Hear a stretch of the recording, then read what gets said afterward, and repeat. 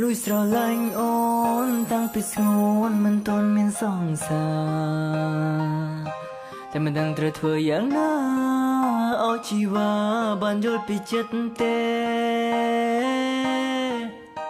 លួយកាត់ពីអនរថ្ងៃចង់សារពីប្រាប់ច្រណៃតែមិនហ៊ានទេព្រោះមៀងមេនឹងបងទើបស្គាល់គ្នាតាយូយូទៅអារម្មណ៍នេះក៏ស្រលាញ់អូនខ្លាំងយូយូក៏បងដឹងថាមានស្ងួនមានសង្សាររួយហើយតែធ្វើខ្លួនដូចជាគ្មានបញ្ហាមិនខ្វល់ថាអូនមានសង្សារត្រឹមឲ្យយើងបានជួបគ្នាមិនដឹងពេលនេះយើងក្នុងឋានៈអ្វីតែត្រឹមពេលនេះបងគិតដល់ស្រី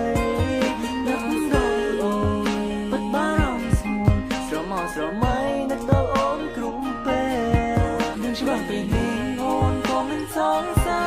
រតែបងបានហាមចិត្តខ្លួនឯងមិនបានទេ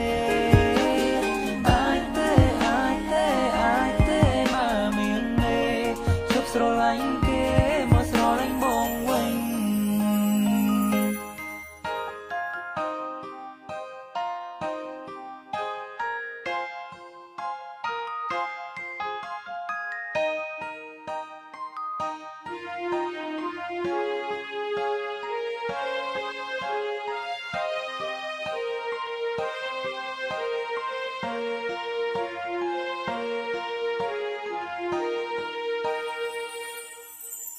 លួយស្រឡាញ់អូ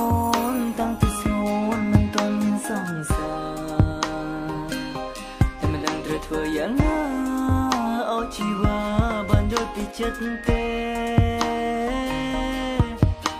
លួយកាត់ពីអនរថ្ងៃចង់សារពីប្រាប់ច្រណៃតែមិនហ៊ានទេព្រោះមានមេនឹងបងទើបស្គាល់គ្នា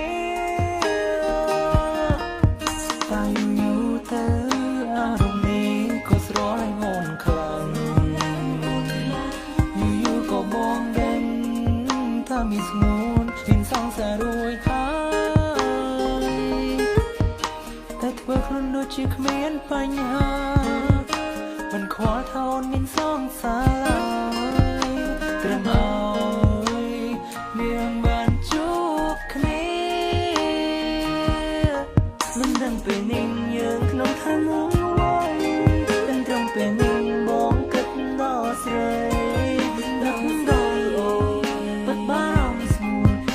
ស្រមៃនឹកដល់អូនគ្រប់ពេលនឹងច្បាស់ពេលនេះអូនក៏មិនសង្សារតែបងបានហាមចិត្តខ្លួនឯងមិនបានទេ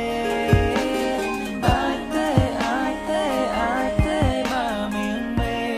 ជប់ស្រឡាញ់គេមកស្រឡាញ់បងវិញយើងក្នុងឋានៈអ្វីដឹងត្រឹមពេលនេះបងគិតដល់ស្រីនឹកដល់អូនពិតបារម្ភស្ងួនស្រមកស្រមៃនឹកដល់អូនគ្រប់ពេលនឹងច្បាស់ពេលនេះអូនក៏មិនសង្សារតែបងបានហាមចិត្ត